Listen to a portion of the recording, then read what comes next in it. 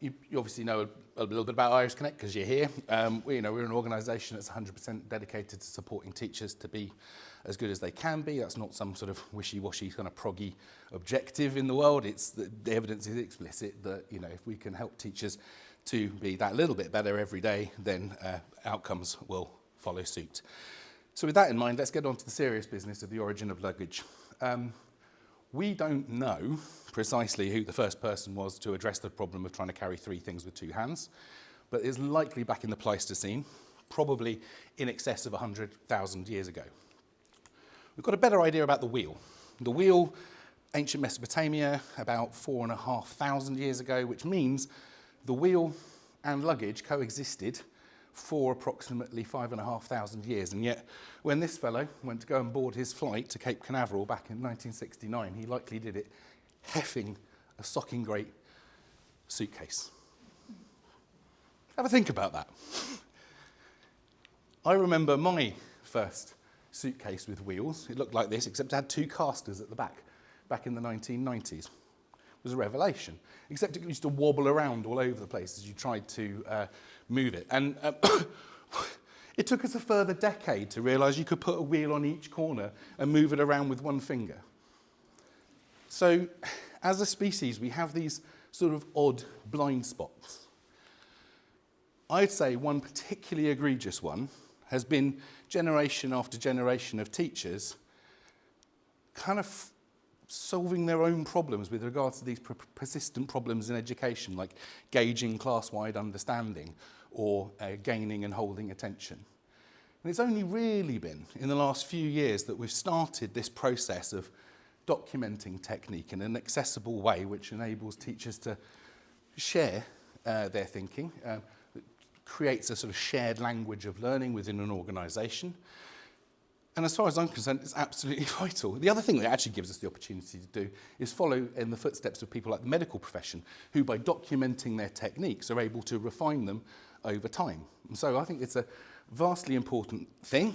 The fluidity with which we can use a technique in a classroom frees up our cognitive capacity to be able to notice and respond and adapt and do all the things that are very important. So nothing I'm saying today is in any way a criticism of technique. But I do think if there are moments where we as a society can undergeneralise the utility of something, like say the luggage and the wheels, then there are also circumstances where we overgeneralise, where we take an innovation and try and apply it everywhere all at once without really thinking. Think of smart boards. Oh, it's a window on the world in every classroom, so we rush to install it in every classroom.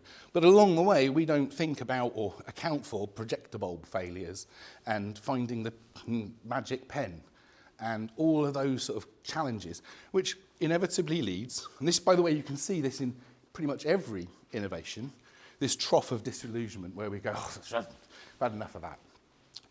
Slowly, over time, generally speaking, if innovation survives the trough of disillusionment, we start learning to use it at the right time, for the right reasons, in the right way. We start documenting our approach, start building up some norms around it, and we enter into this plateau of productivity. Now, Iris Connect know about this.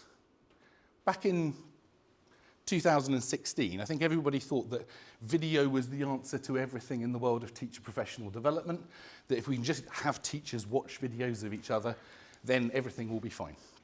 And of course, we went through the same thing. I also think with the adaptations and changes we've made over the preceding 4 or 5 years, we are actually at that point on the productivity scale, because we can provide structure to the process as well, and we can provide content within this process and make it all meaningful. I do, however, think that there is another crucial innovation in the education space that is currently teetering at this peak of inflated expectations. In my opinion, one of the most important innovations in education, because instructional coaching is the tool that has been validated now to demonstrate. We finally have a tool in our armoury that can actually reliably support the development of teachers. However, statements like this are starting to worry me, and this isn't the only one I've seen. There's quite a few coming through at the moment. Have a little read through of that and tell me, or just consider for yourself, whether any element of that resonates with you as well.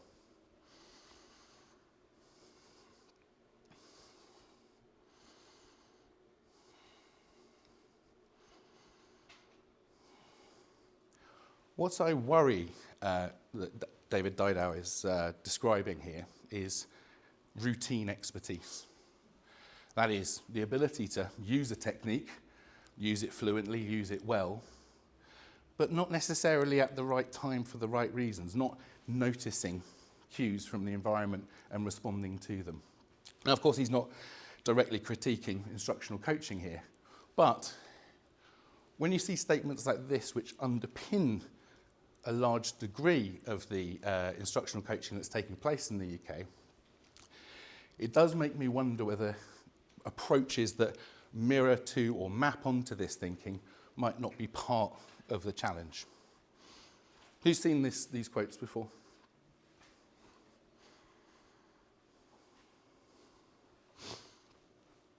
So let's unpick it a little bit. So great teaching is not learned through discussion. That's a bold statement.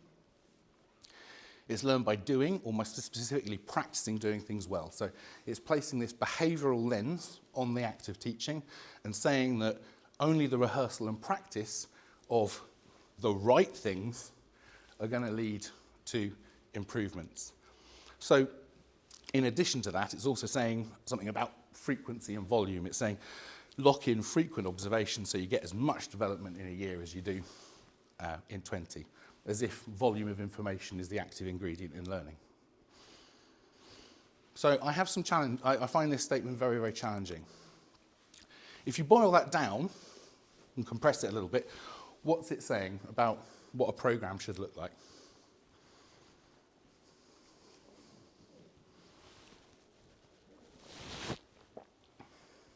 So it's effectively saying there's no room in here for inquiry or dialogue. It's saying that we're going to be focused on behaviour. We're taking a behaviourist lens here with the goal of developing habit. Now, one of the things about habit, as a smoker, I know is a double-edged sword. On one hand, we have automaticity, which means that we can just, like the preceding action leads to the triggering of the next one and the next one and the next one, and that allows me to notice, respond, adapt in the moment. It's an important byproduct of repetition and learning. At the same time, it means that certain environmental stimuli will trigger the behaviour. So there's a double-edged sword there that we need to account for. Is habit necessarily our goal? It's high frequency. And does that give people time to assimilate and make the learning real in their own classrooms? And it looks at technique rather than as a roadmap. It considers it a blueprint for identikit habitual adoption. So there must be sort of evidence for this, right? We must be using models of this nature because there's a strong kind of evidence base for it. Well, actually, I am not aware, and it depends on your standard for evidence. Mine is a randomised control trial. I am not aware of a randomised control trial conducted in the UK with UK teachers with an instructional coaching programme that maps to the characteristics that we've just seen and discussed that has been conducted. In fact, I'm not aware of one in the world. That's problematic. You know, we're 10 years since Benjamin Goldacre implored us to use evidence in education and use the randomised control trial as the gold standard. And yet we're adopting, seemingly at scale, a model that does not have the benefits of that evidential underpinning. So how did we get to the point where we feel that this is an evidence-based approach to developing teachers? Well, has anyone ever heard of a jingle fallacy? It's where you have the same, where one word has multiple meanings.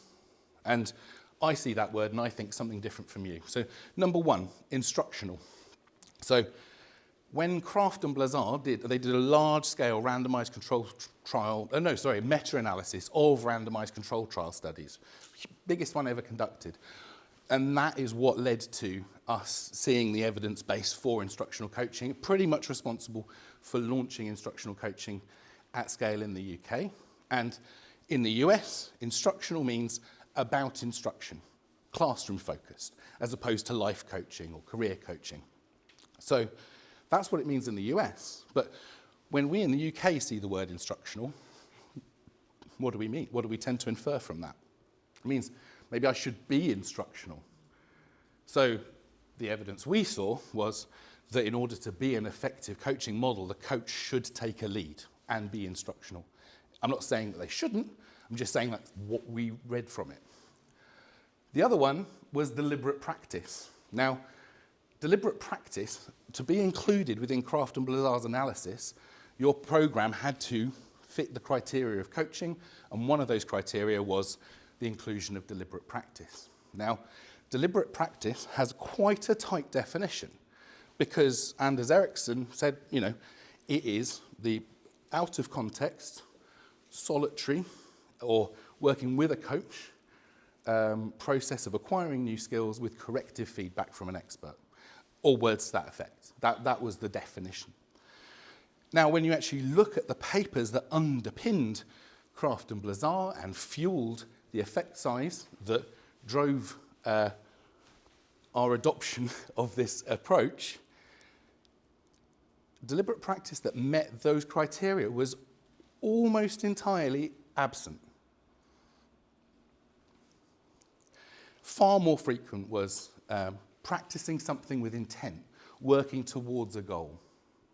Very often in the context of feedback from a coach after an observation. So you're trying it in the classroom, not in some sort of abstract, decontextualized context. So there's some challenges there around this jingle fallacy around deliberate practice. We interpreted maybe the wrong thing from the evidence base. To illustrate this, I would just like to all of us to reflect on this coaching model from Teachstone. So this is MTP, my teaching partner, probably the most widely evaluated and thoroughly evaluated teacher coaching program in the world. To my knowledge, it's up to, I think, 4 large-scale randomized control trial studies with really big sample sizes. We've been involved in most of them because of the use of video. So that's why we know so much about it.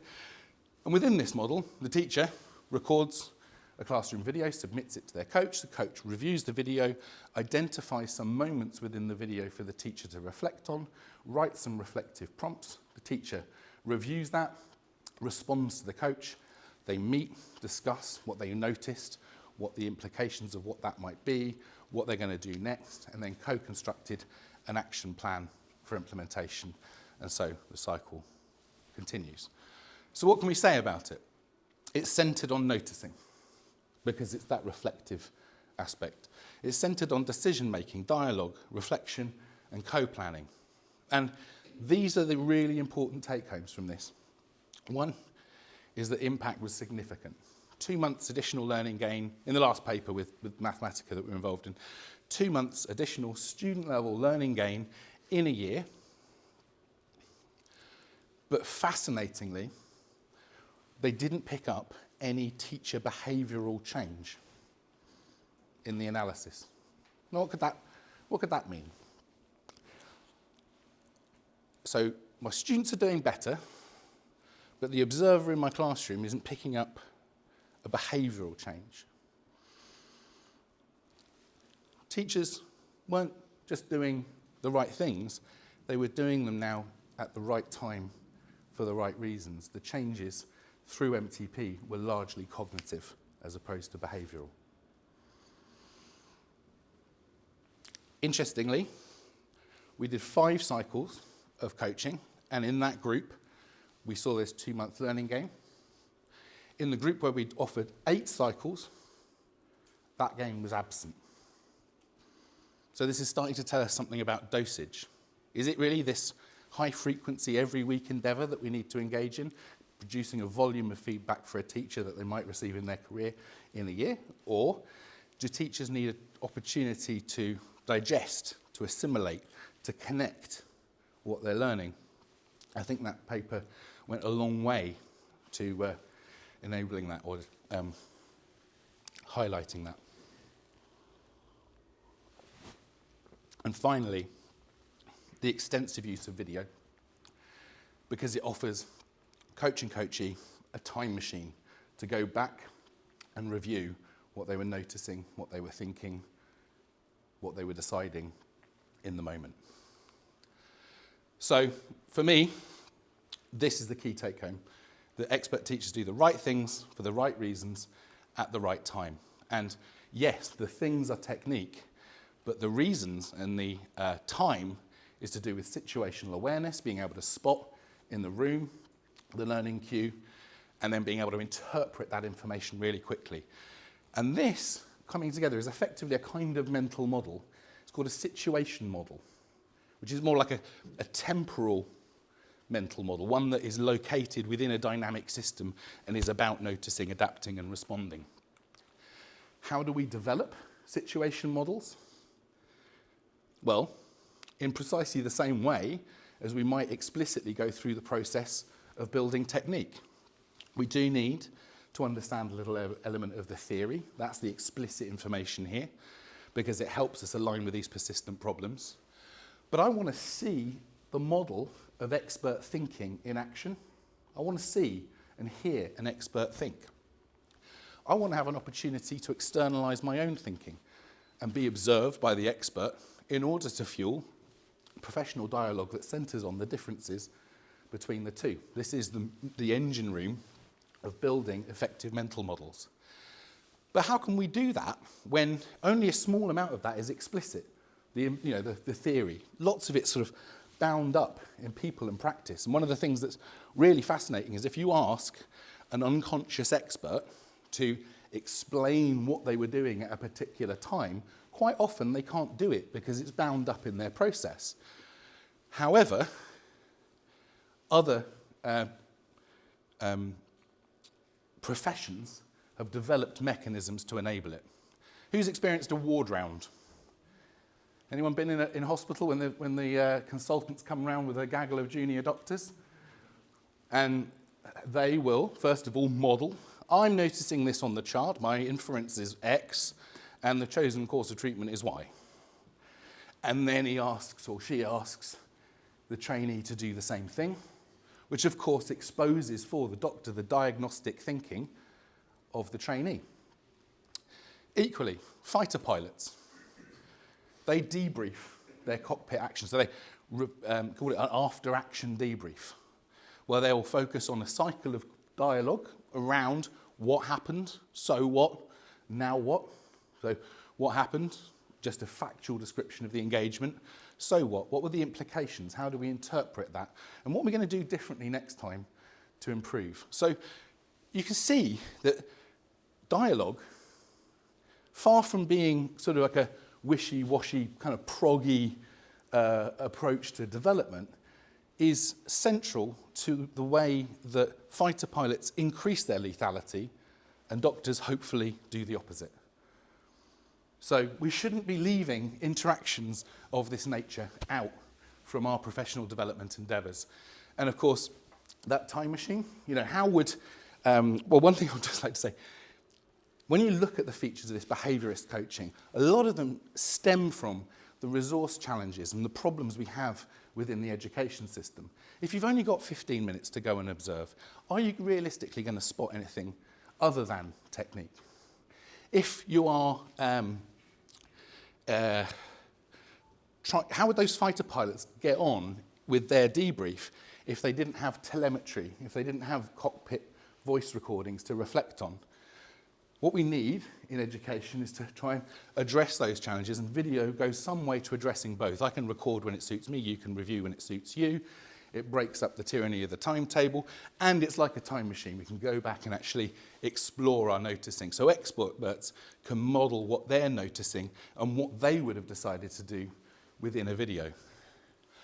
I can do the same and have the expert observe my surfacing of my mental model, and we can discuss it and make refinements. But of course, that's not the be-all and end-all. We know video matters. But we also, because when we were at our trough of disillusionment as a company, we knew that we weren't providing people with enough structure. It was like, hey, have video, go away, reflect, improve, rejoice. Well, no, we need a structure that will walk through people through those key interactions that surface the mental model and build technique in parallel. And so that's our pathways tool, our adaptive pathways tool built into the system, and it will walk you through not just our cycle of instructional coaching, whatever cycle of instructional coaching you want to develop.